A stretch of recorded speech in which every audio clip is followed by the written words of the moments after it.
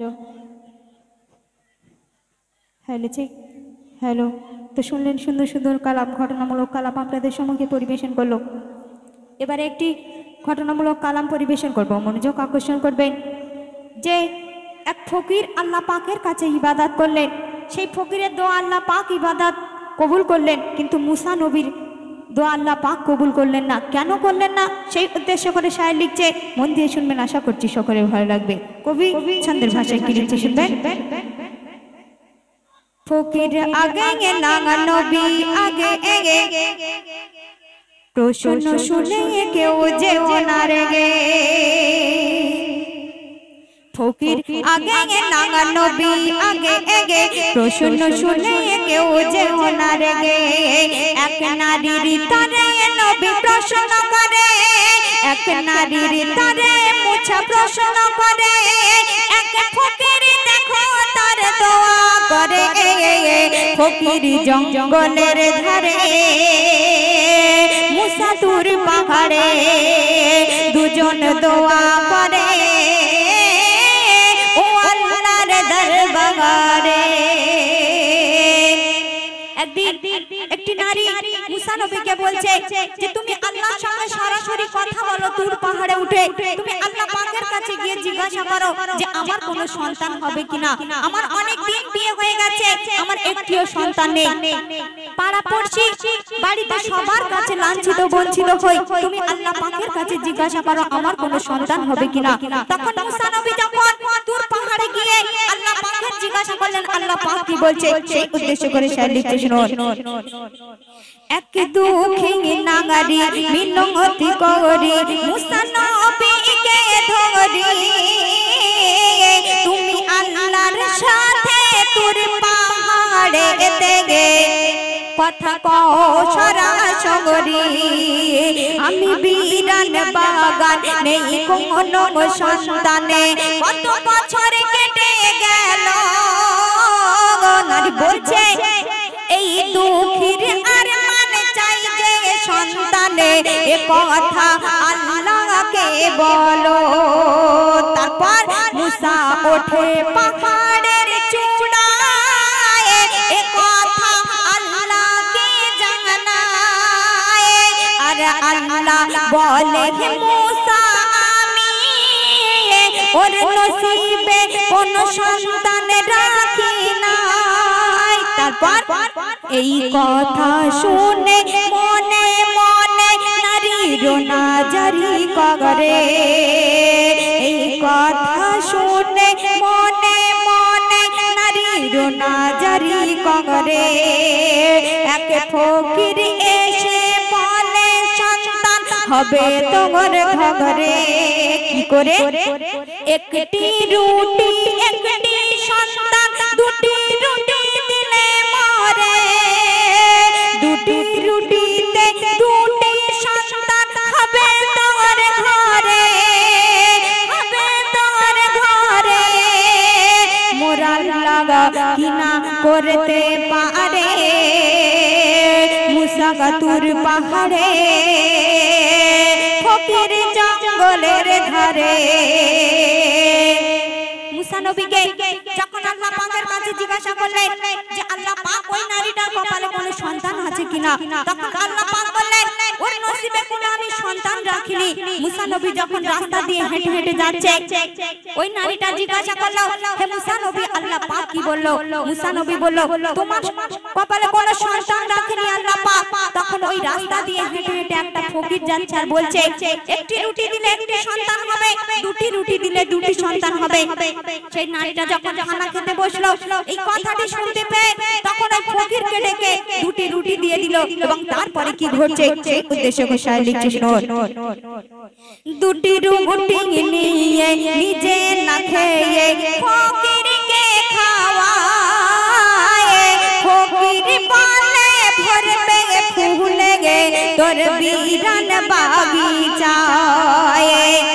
নেই কোনো সন্তান পায়ে অপমানে প্রতিবেশীর লাঞ্ছনায়, ফকির যা বলে যায় বছর ঘুরে পায়ে দুই চাঁদের কণা।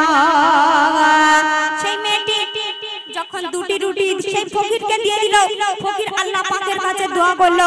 বছর ঘুরতে ঘুরতে দুটি সন্তান যখন হয়ে গেল, ওই দুটি সন্তানকে নিয়ে ওই নারীটা রাস্তার ধারে দাঁড়িয়ে আছে। মুসা নবী রাস্তা দিয়ে হেঁটে যাবে আর তাকে দেখাবে যে আল্লাহ পাক বলেছেন আমার কোনো সন্তান হবে না, তাহলে এই সন্তানটা কিভাবে হলো? তো তখন মুসা নবী কি বলছে সেই উদ্দেশ্য করে শায়র লিখছে, শোনো। দুই বাচ্চা নিয়ে সেই মেয়ে দাঁড়ায় পথের ধারে, যে পথ দিয়ে ওই মুসা যায় তুর পাহাড়ে। আর দেখে সবই মুসা নবী অবাক হয়ে কয়, কি কয়?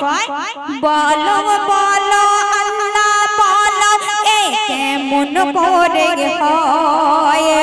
আমি নবী আমার দাবি কেন ফিরালে মরে? এক ফকিরের দোয়া কেন নিলে কবুল করে? তুমি নিলে কবুল করে।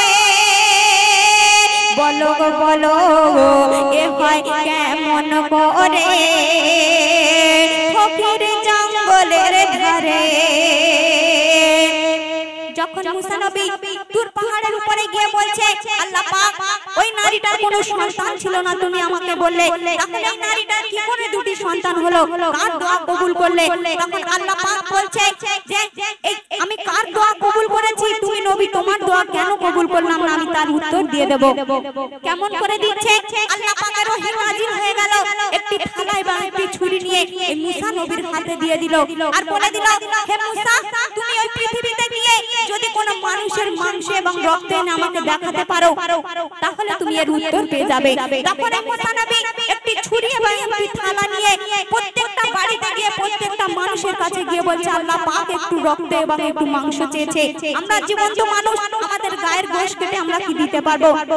কোন মানুষ যখন দিল না, ওই মুসা নবী যখন জঙ্গল দিয়ে হেঁটে যাচ্ছে ফকিরকে দেখে কি বলছে এবং তখন কার দোয়া কবুল করলো সেই সম্পর্কে শায়র লিখছে, শুনো। এক থালা ধগরি এক হাতে ছুরি, মুসা নবী ফেরে দেখে এক ফকির ইবাদত করে সিজদায় পড়ে গে এক জঙ্গলের ধারে। মুসা ফকিরকে কয় আল্লাহ মানুষের গোশত চায়, তুমি দেবে কি গায়ের গোশত তোমায়? দিলে গায়ের গোশত হবে আল্লাহর দোস্ত গো এই আখেরি বেলায়। যখন মুসা নবী ওই ফকিরের কাছে গিয়ে বলল যে তুমি যদি তোমার গায়ের একটু গোশত বা একটু রক্ত যদি দিতে পারো, আল্লাহ পাক অনেক খুশি হয়ে যাবে, আল্লাহ পাকের তুমি দোস্ত হয়ে যাবে। তখন ওই ফকির বলেছিল, ওগো মুসা নবী আল্লাহ পাক তো বলেনি আমার কোথাকার গোশত লাগবে, তুমি আমার হাত পা গা থেকে সব জায়গা থেকে একটু একটু করে গোশত কেটে নিয়ে আল্লাহকে দেখাও, আল্লাহকে খুশি করো। তখন মুসা নবী যেই ছুরিটা চালাতে যাবে তখন আল্লাহ পাক কি বলছে সেই উদ্দেশ্য করে শায়র লিখছে, শুনো। তখন ফকির বলে ও মুসা তুমি ছুরি চালাও মোর গায়ে, যত গোশত লাগে তোমায় কেটে দেখাও খোদায়। তখন আল্লাহ বলে ও গো মুসা তোমার গায়ে ছিল গোশত, তুমি নিজের গোশত না দিয়ে কেন অন্যের উপরে দাও দোষ? যেই ওই ফকিরের গায়ে গোশত কাটতে গেল আল্লাহ পাক বলছে ওগো মুসা তুমি ওই পৃথিবীতে মানুষ ছিলে, তুমি তোমার গায়ের গোশত একটু কেটে দেখাতে পারতে, কিন্তু তুমি তোমার গায়ের গোশত দিলে না, প্রত্যেকটা মানুষের কাছে গিয়েছো তারা গোশত দিল না, কিন্তু ওই ফকির আমার একটা কথায় সমস্ত গোশত দিতে রাজি হয়ে গেছে, তাই আমি এই কারণে ওই ফকিরের দোয়া কবুল করলাম, তোমার দোয়া কবুল করলাম না। তো শেষ কথায় বলছে, শুনো। এক থালা ধরি এক হাতে ছুরি, মুসা নবী ফেরে দেখে এক ফকির ইবাদত করে সিজদায় পড়ে গে এক জঙ্গলের ধারে। মুসা ফকিরকে কয় আল্লাহ মানুষের গোশত চায়, তুমি দেবে কি গায়ের গোশত তোমায়? গো সেই আখেরি বেলায়। তখন ফকির বলে ও মুসা তুমি ছুরি চালাও মোরে গায়ে, যত গোস্ত লাগে তোমায় কেটে দেখো খোদায়। তখন আল্লাহ বলে ও গো মুসা তোমার গায়ে ও ছিল গোশে, তুমি নিজের গোশ না দিয়ে কেন অন্যের উপরে দাও দোষে। আর ওই সেই ফকির যার দোয়া আমি করেছি কবুলে, ও আমার কথায় গায়ের গোশ দিতে চাই, ও আমার প্রেমে মশগুলে। ও মুসা গা ওর দোয়া কবুল করা কি ভুলে, ওরে এমডি সামাদুলে, ওরে এমডি সামাদুলে খোদার বিচার নির্ভুলে। ফকির আগে নাগা নবী আগে এগে তো শুনে কেউ যে ওনার গে। ফকির আগে নাগা নবী আগে এগে তো শুনে কেউ যে ওনার গে। এক নারীর তারে মুছা প্রশ্ন করে, এক ফকির দেখো তার দোয়া করে। ফকির জঙ্গলের ধারে মুসা তুর পাহাড়ে দুজন দোয়া করে ও আল্লাহর দরবারে, ও আল্লাহর দরবারে। তো শুনলে একটি ঘটনামূলক